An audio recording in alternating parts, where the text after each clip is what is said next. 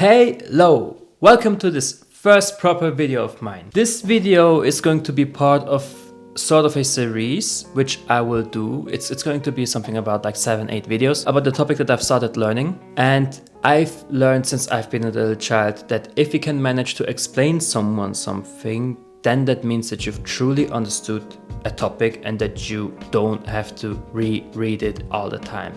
Makes sense, right? Which is why this video exists. For one, because I want to teach you shit.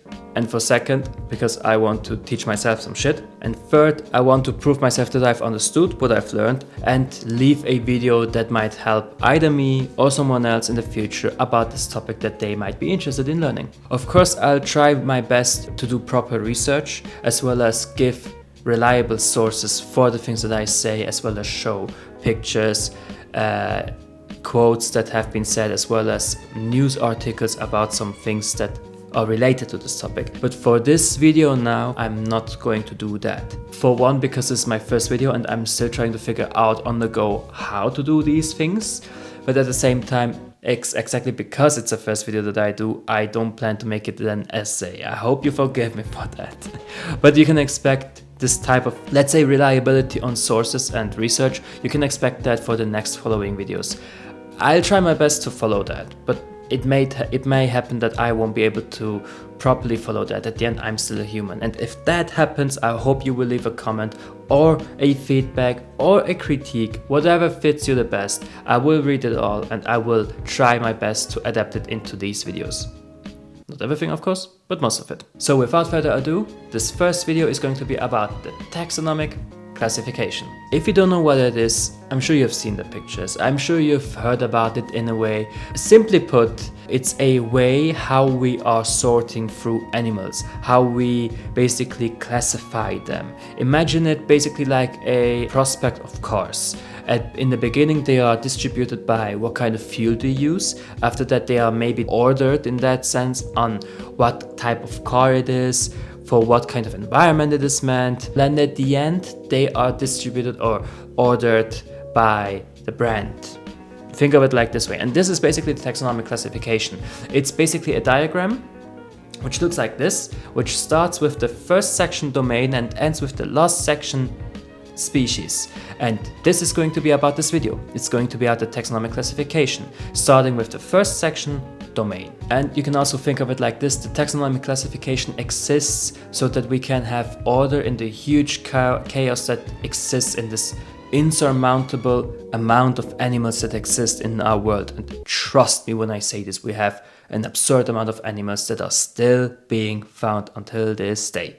And most probably we won't stop finding them. So the first section is domain. Domain basically divides into what kind of organism, or let's put it this way, cell structure it is.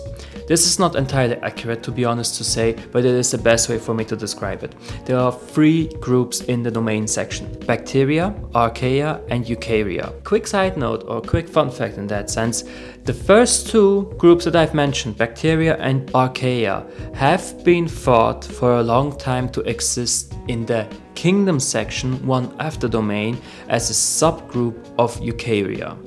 But as modern technology has advanced and as DNA technology has progressed further and more, we were able to figure out that they have fundamentally different cell structures within each other, as well as with the eukarya section, which is why modern scientists have decided to separate them into their own groups in the domain section, which honestly I think is the best decision they've made. So let's start with the general information. As you all know, our body is made out of cells, and these cells exist everywhere, wherever you look. Even bacteria are made out of cells, albeit a little bit different than ours. And this brings us to our first group, the bacteria. The name bacteria is Greek and basically literally means little rod or staff. They've been named this way because this is the way they have looked like. Makes sense, right? Here are some pictures so that you can see them. Bacteria, as you guys know, live everywhere on this world. They inhabit every section of our planet and live even inside animals and inside of ours. In a pinch of soil can exist over 10 million bacteria, and inside the gut of a dog, for example, even billions of bacteria. Without them, our ecosystem would collapse. They basically look after that we have enough oxygen, they cycle through certain elements, and they promote digestion and decomposition. Of course, some can give diseases, but without bacteria we wouldn't be where we are. They basically put the fundamentally cornerstone for life. Some key characteristics to keep in mind about bacteria are: they are prokaryotic, meaning they have no nucleus in their cells, no membrane-bound organelles, and basically their DNA floats inside their body.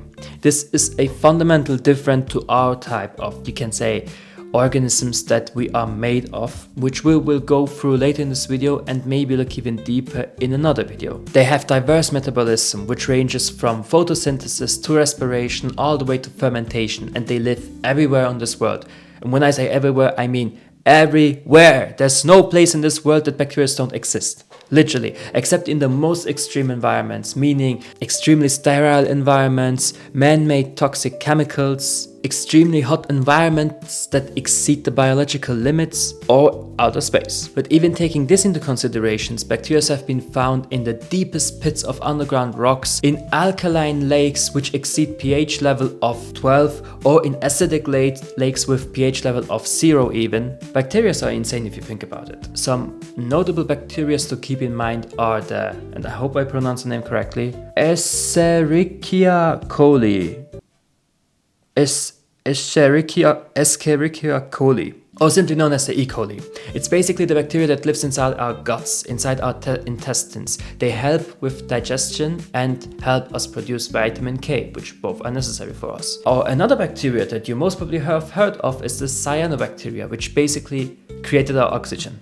Basically, most bacteria are necessary for us. Without them, we wouldn't be able to exist, or our whole ecosystem would collapse. The next group are the archaea, or as some others know them as the ancient bacteria. The word archaea stems from the word archaios, or archaeos, or however you want to pronounce it, and as with all the other names, it's a Greek word, which basically means ancient or primitive.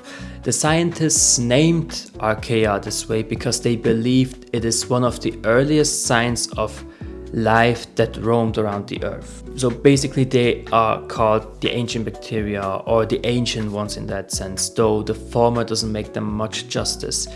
In fact, they aren't really bacteria, they're not even related to them. They share visually similar traits and share the same prokaryotic trait of not having membrane-bound organelles or a nucleus in that sense. However, that's where the similarities end. Honestly, I had a hard time figuring out what exactly archaea are and what the purpose of them are. In a way, it seemed for me that by knowing bacteria and eukarya, there's nothing much for me to learn from them, as there's not much of a purpose for them. But I've heard a saying, or I've heard a sentence, which basically opened my eyes for them. And the sentence described them as something between eukarya and bacteria, which helped me understand them honestly. Their cell membranes are fundamentally different than bacteria and eukarya are. Both of them have similar, but archaeas is different, which makes them more resilient, more resistant for other extreme environments. There are specific terms for the cell membranes, but I honestly wouldn't dare to mention them because I don't think I would make them justice, and honestly I wasn't able to properly. Never mind, it doesn't make much. I'm just gonna show them here for you to read it. Basically, you can imagine it like this. This word here is meant for bacteria and eukarya. This is what kind of cell membranes they have, the structure of them. Whereas this is for the archaea. This is how they are made. Archaeas are a special case compared to eukarya. They are sort of something between them, like between both of them, bacteria and eukarya, yet they seem to do things that only they can do. Some archaeas live in the guts of other living beings, and some can even live in extreme environments. And now the craziest part is they are the only living beings that are able to produce methane gas. As most people know that humans or cows or other animals produce methane gas through basically farting. But it's not that they are producing the methane gas, it's more that the archaeans that we have inside our bodies produce them. They are also one of the only living beings able to harness energy from energy poor environments or elements as sediments, soils, sulfur even, or iron. Just like bacteria, our world wouldn't be able to survive without them. They basically help us regulate our climate with the methane gas, recycle carbon in the oceans and sediments, or even fix nitrogen in certain ecosystems. Without them, our world would gradually collapse and we would lose a huge part of our environment, though honestly I think that description can fit basically to everything that lives. There are some notable archaeans which have been found, but I have a hard time figuring their names out. I'm just gonna show them here with what kind of intentions they are or what kind of environments they live in, with one of them being the closest relative to the eukaryotes. There's a theory going around where modern scientists believe that how eukaryotes have been created is through an archaean which absorbed a bacterium and in turn became a eukaryon. And as such, since we've mentioned it now, we'll reach the last group in this video, the eukaryotes. Before I forget, let me turn on that. It's getting dark. Basically, eukaryotes are organisms with complex cell structure, meaning they are eukaryotic. Eukarya is Greek and basically means eu, true, karyon, nucleus. Thus, true nucleus. This section includes basically all life as we know of and every being that possesses a nucleus and membrane-bound organelles. I've mentioned that word quite often now in this video, I know. So let me clarify what this means. Basically, membrane-bound organelles means membrane bound, as you know. I think lots of people know what a membrane is. And organelles. Basically, organelles are like our organs, but much simpler, not as complex as our organs are. Imagine it as if the eukarya is a factory, and inside the factory are certain rooms or compartments that fulfill each a separate role, and without one of them or without each of them, the factory isn't as efficient or loses some certain things that it can do. Prokaryotes, meaning bacteria and archaeans, don't have that. And unlike the former two, the eukarya's DNA doesn't float just randomly in their body. Eukarya's DNA resides in and is protected by the membrane-bound nucleus, which allows the DNA to form complex gene regulation as well as multicellularity. Now this is the part where it gets interesting. Thanks to the way they are built, eukaryotes possess complex gene structure which allows them to do things that the prokaryotes don't possess, like movement, tissues, organs, and lots of other things. I won't go into as detail in this video, as this video isn't supposed to be about what they are, but more about how they are. Anyways, as mentioned before, all living beings reside in this section eukarya, meaning all birds, fish, mammals, amphibians, reptiles, even protistas, which we will cover in another video. Eukaryotes shaped the world beyond what was possible. Not only did they accelerate evolution into the Cambrian explosion, which in turn led life to evolve into myriads of possible ways, everything eukaryotes has ever made all has led us to this one exact moment, which let us Homo sapiens rule the world and shape it as we see it fit. Without eukaryotes, basically we wouldn't exist. Our world would be filled by primitive, simple beings that rarely interact with each other, that rarely change much, and live in the isolated, separated world. There would be no migrations happening, there would be no huge evolution or change happening, nothing to witness the wonders of this world. So that's everything that I learned about this section called Domain. It's a relatively short section, but shows the very start of life and gives us a good platform to go for to learn more about the complexity and wonders of this world. The next part of the series will cover the next section which follows Domain, called Kingdom.